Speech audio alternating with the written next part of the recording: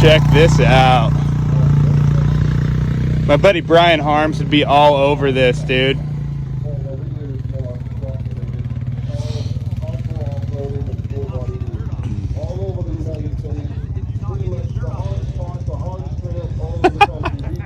This thing is sick.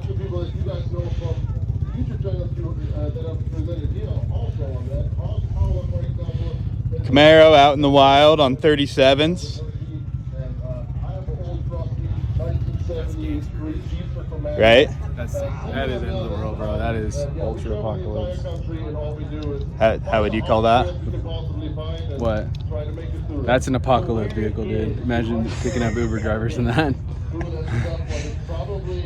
Like, get in. The bombs just dropped. Right?